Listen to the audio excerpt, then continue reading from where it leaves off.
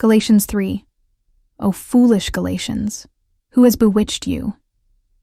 It was before your eyes that Jesus Christ was publicly portrayed as crucified. Let me ask you only this. Did you receive the Spirit by works of the law, or by hearing with faith? Are you so foolish? Having begun by the Spirit, are you now being perfected by the flesh? Did you suffer so many things in vain, if indeed it was in vain? Does he who supplies the Spirit to you and works miracles among you do so by works of the law, or by hearing with faith? Just as Abraham believed God, and it was counted to him as righteousness, know then that it is those of faith who are the sons of Abraham. And the Scripture, foreseeing that God would justify the Gentiles by faith, preached the gospel beforehand to Abraham, saying, "In you shall all the nations be blessed." So then, those who are of faith are blessed along with Abraham, the man of faith. For all who rely on works of the law are under a curse. For it is written, "Cursed be everyone who does not abide by all things written in the book of the law, and do them." Now it is evident that no one is justified before God by the law, for the righteous shall live by faith. But the law is not of faith. Rather, the one who does them shall live by them. Christ redeemed us from the curse of the law by becoming a curse for us.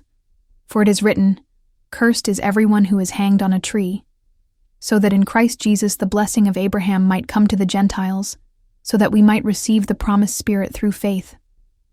To give a human example, brothers, even with a man-made covenant, no one annuls it or adds to it once it has been ratified. Now the promises were made to Abraham and to his offspring. It does not say, "and to offsprings," referring to many, but referring to one, "and to your offspring," who is Christ. This is what I mean. The law, which came 430 years afterward, does not annul a covenant previously ratified by God, so as to make the promise void. For if the inheritance comes by the law, it no longer comes by promise. But God gave it to Abraham by a promise. Why then the law? It was added because of transgressions, until the offspring should come to whom the promise had been made, and it was put in place through angels by an intermediary. Now an intermediary implies more than one, but God is one. Is the law then contrary to the promises of God? Certainly not. For if a law had been given that could give life, then righteousness would indeed be by the law. But the Scripture imprisoned everything under sin, so that the promise by faith in Jesus Christ might be given to those who believe. Now before faith came, we were held captive under the law, imprisoned until the coming faith would be revealed. So then, the law was our guardian until Christ came, in order that we might be justified by faith.